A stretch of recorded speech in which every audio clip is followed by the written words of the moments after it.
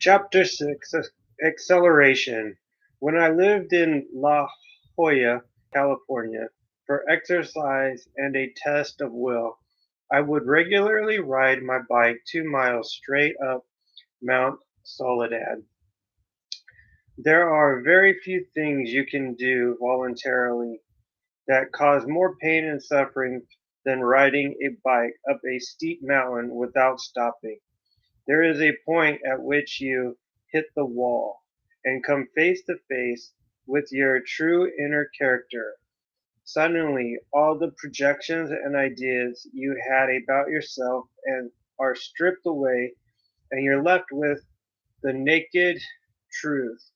Your mind starts inventing all sorts of convenient alibis on why it's okay to stop. It is then, when you're faced with one of life's greatest questions, do you push through the pain and continue on, or will you crack like a walnut and give up?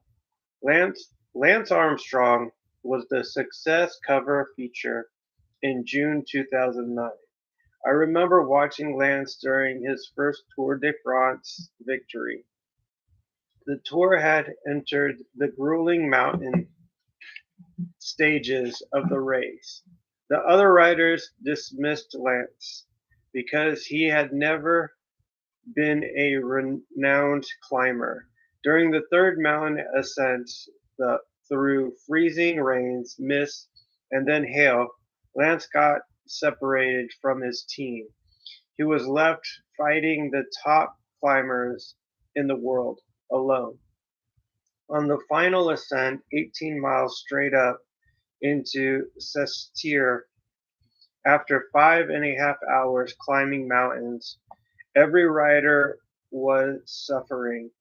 Each needed to search the depths of his stamina and self definition. Could they endure? It became a test of who could best survive the hardships and find the strength to keep going. Who could crack Who would crack and who wouldn't? With 5 miles to go, Lance was 32 seconds behind the leaders, and in an eternity while climbing a mountain on a bike. During a curve, Lance stood up and surged ahead until he caught the two leaders, both established world-class climbers. Having experienced almost everything he after spended almost everything he had in him, Lance then launched an attack and gained several lengths on the leaders. He later said in his book, "It's not about the bike, my journey back to life." Putnam 2000. When you open a gap and your competitors don't respond, it tells you something.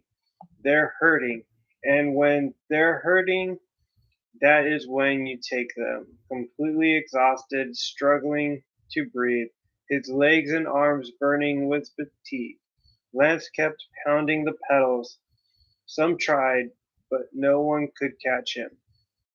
They just didn't have it in them.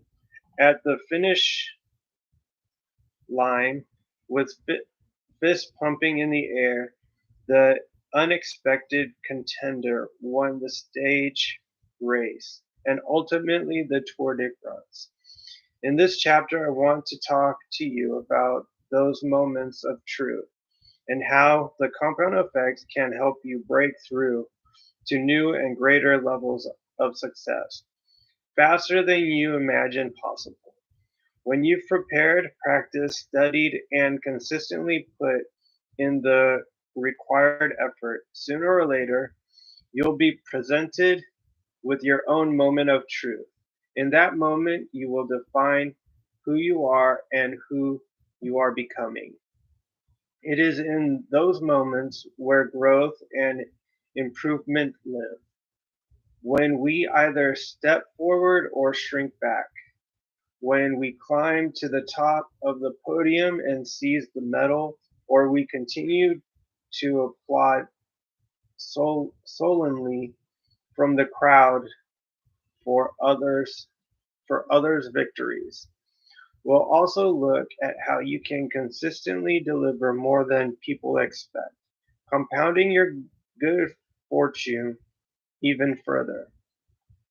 Moments of truth.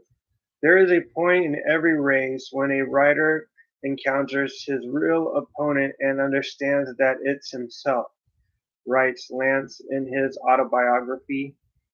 In my most painful moments on the bike, I am at my most curious, and I wonder each and every time how I will respond. Will I discover my innermost weakness, or will I seek out my innermost strength? When I was in real estate, I hit the wall several times a day.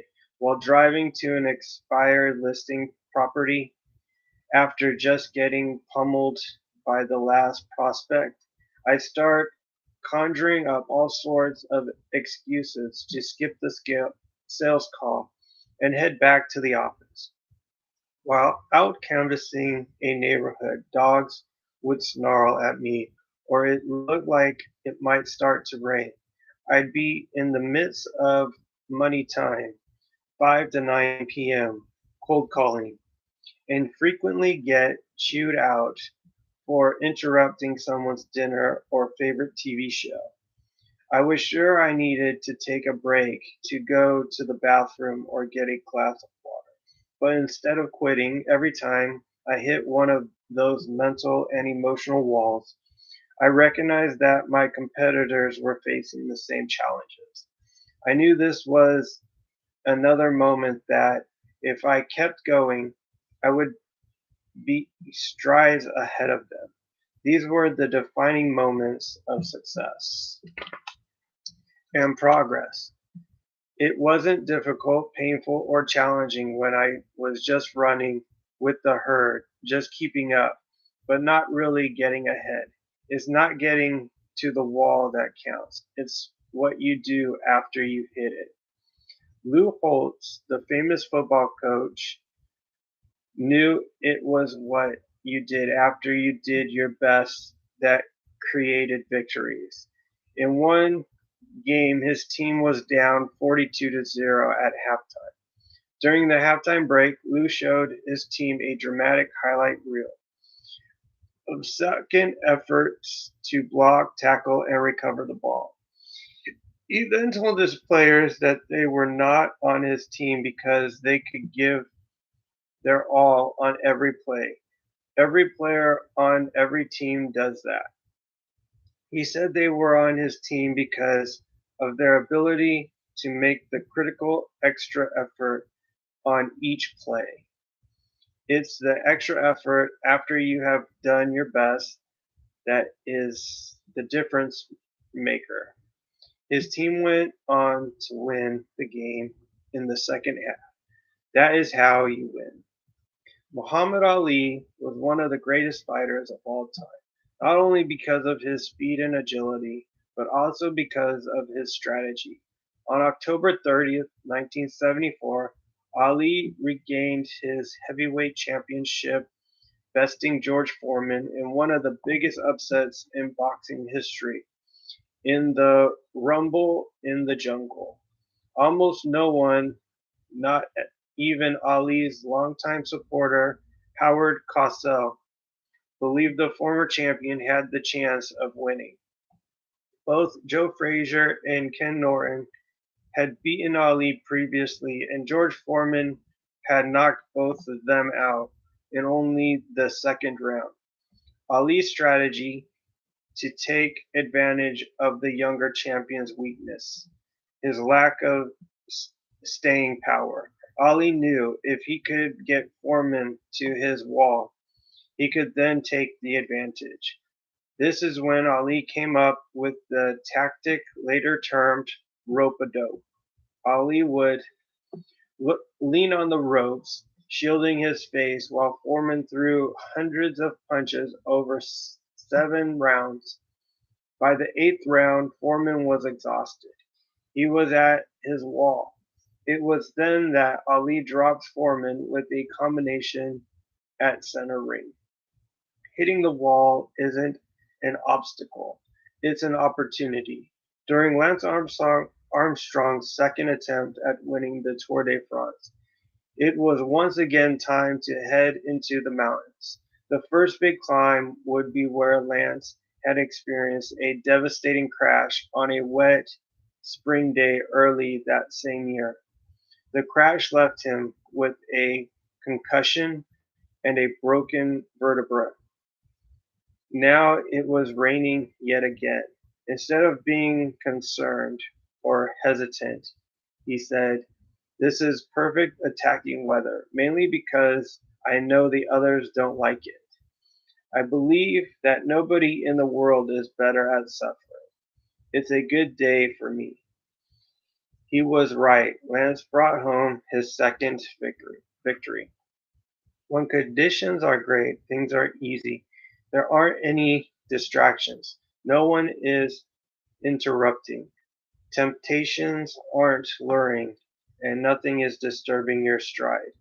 That too is when most everyone else does great. It's not until situations are difficult, when problems come up and temptation is great, that you get to prove your worthiness for progress. As Jim Rohn would say, don't wish it were easier, wish you were better. When you hit the wall in your disciplines, routines, rhythms, and consistency, realize that's when you are separating yourself from your old self, scaling that wall, and finding your new, powerful, triumphant, and victorious self, multiplying your results. I have an exciting opportunity for you. We've talked about how the simple disciplines and behaviors will compound over time, delivering amazing, powerful results for you. What if you could speed up the process and multiply your results? Would you be interested? I want to show you how just a little bit more effort can add exponentially to your outcomes. Let's say you're weight training and your program calls for you to do 12 repetitions of a certain weight. Now, if you do the 12, you're fulfilling the expectation of your program. Great job. Stay consistent. And ultimately, you will see this discipline compound into powerful results for you. Yet, if you get to 12, even if you've hit your max and you push out another 3 to 5 reps, your impact on that set will be multiplied several times. You won't just add a few reps to the aggregate of your workout. No, those reps done after you hit your max will multiply your results. You've just pushed through the wall of your max. The previous reps just got you there. The real growth happens with what you do after you're at the wall. Arnold Schwarzenegger made famous a weight training method called the cheating principle. Arnold was a stickler for perfect technique.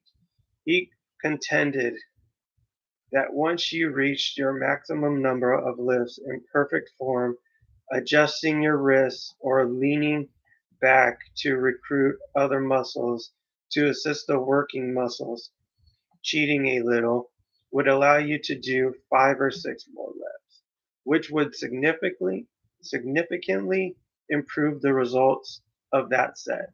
You can also achieve this by having a workout partner who assists the last few reps you couldn't have done on your own. If you're a runner, you know the experience.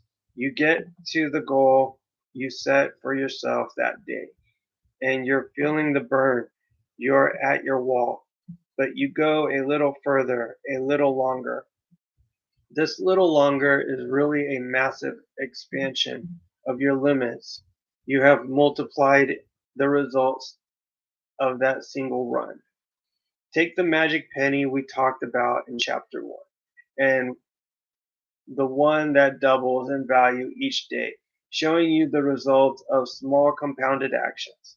If you just double that penny one extra time per week during those same 31 days, the compounded penny would result in 171 million instead of 10 million.